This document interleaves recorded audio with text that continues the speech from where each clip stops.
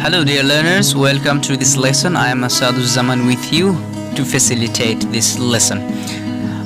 In this lesson you are going to learn about the types of preposition. So for your better understanding, let me define the preposition. A preposition is a word which expresses the relationship of a noun or a pronoun to other words of the sentence.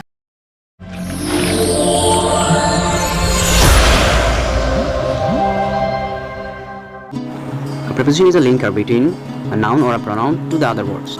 Okay, that means a preposition works as a connector in a sentence between two words, like in, of, to, at, by, for, with, under, above, into, onto, upon, about, behind, beside, before, after, towards, inside, outside, below, around.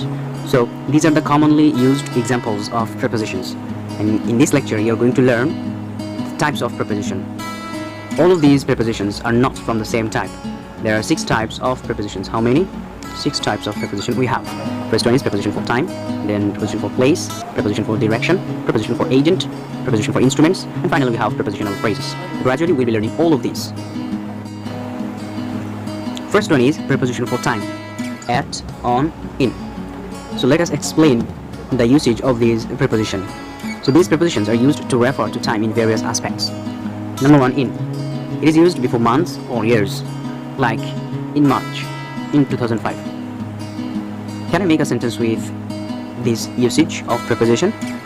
Definitely you can say, I was born in January in 1999.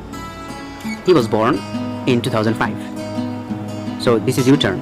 Can you make one more sentence with a month or a year? In is used before a particular time of a day or a month or a year. Let me explain. Like in evening, in morning, in the 3rd week of April, in winter, in summer. So your task is to make sentences with in evening, in morning, in the 3rd week of April, in winter, in summer. I'm giving you one example. John goes for a walk in every morning. Now you try to make sentences with the other examples. Third usage of in.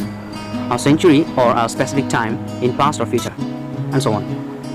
In the 20th century, in early days, in the Stone Age, in future, in past.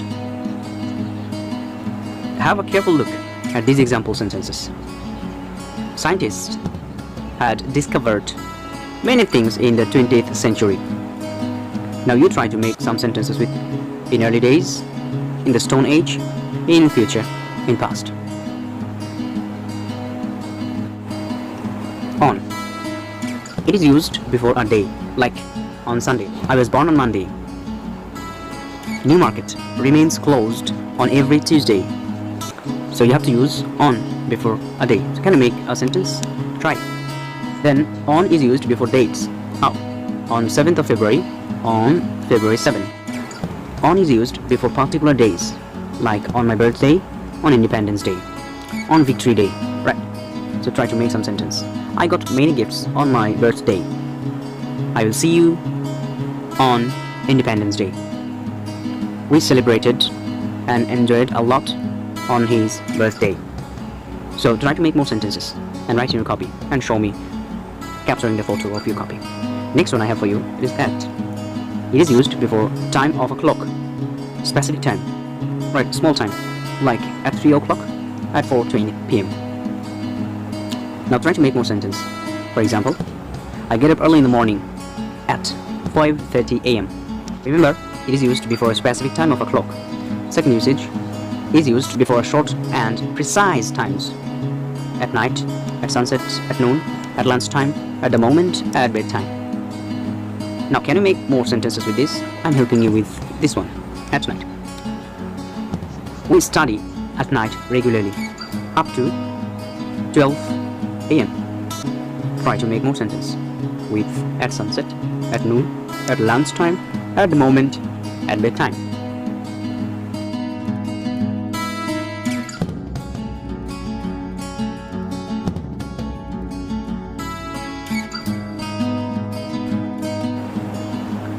Prepositions for place.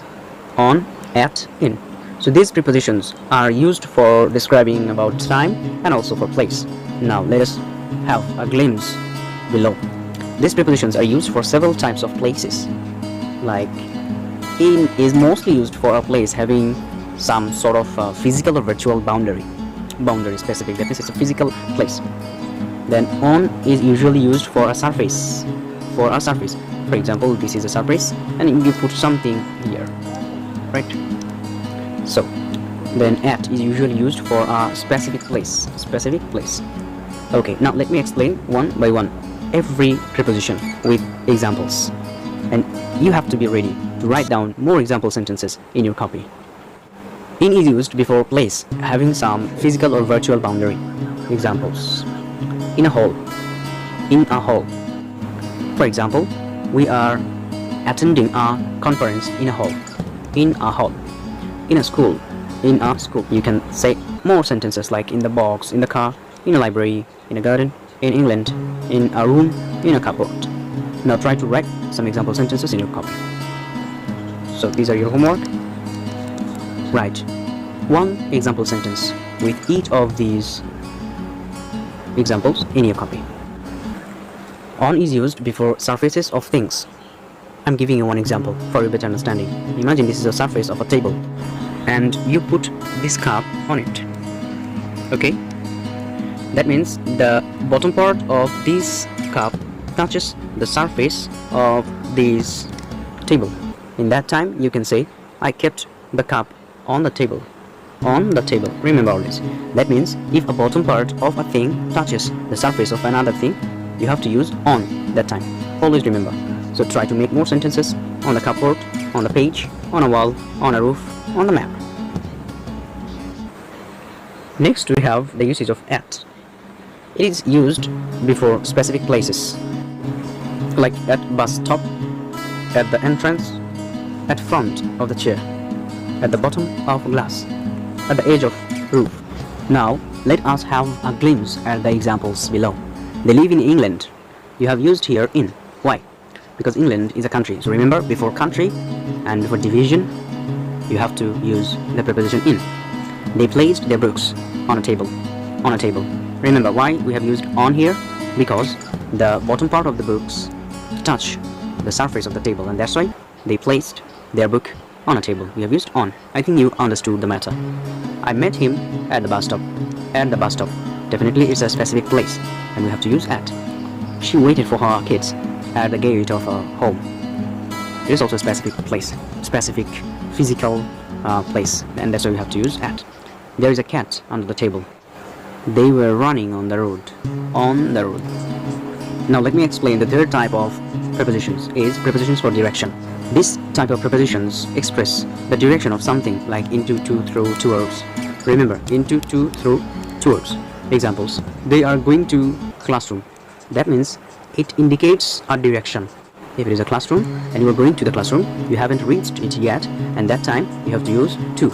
Okay? The snake was coming toward her. Here. So this is a snake, it is coming toward her. So it is also used for direction. He threw a ball into a river. That means this ball is going to the river. Next type we have for you is prepositions for agent, like by or with. These prepositions are used to express a casual relationship between the noun, that means doer, who does the work, the actor, and an action. That means it's a relation between the doer and an action, actor and action. Okay, examples. A nice book was written by John Keats. That means who is the doer here? If I ask you, you must answer John Keats wrote the nice book. So it is written by. That means there is a nice relationship, close relationship between John Keats and a nice book, right? So a nice book was written by John Keats. A lot of noise was made by the kids. Who made the noise? Definitely the kids. So it's a relation between the kids and a lot of noise. So it's a relation. So it is used by here. The task was finished by him. Some schools have been made by government. Next preposition that we have for you is prepositions for instrument, device, or machines. Such prepositions are used for joining nouns like instruments, devices, machines, and so on to other words in a sentence, like on, by, with, and you can say with the help of. For example, he went home by car. This lock cannot be opened with the key. So what is the instrument, what is the machine, what is the device to open the lock, definitely the key. That's why you have to use with. So before an instrument or a device, you have to use with. For example, I have to do lots of works with my laptop. With my laptop, it's a device. Nowadays, people can do lots of works with their smartphones. Then she watered the plants with the help of a water pipe. She takes the help of water pipe to water the plants. That means it is it's an instrument to water on the plants.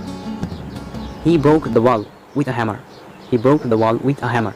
That means hammer is an instrument to break the wall. So we have to use with here. Now try to understand what prepositional phrase is. A prepositional phrase in a sentence is a group of words consisting of a preposition and a noun. So one preposition plus noun. This is called prepositional phrase. So it's a group of preposition, a noun, and other linked word within a sentence. The noun in a prepositional phrase is called object of the preposition. Remember, object of the preposition.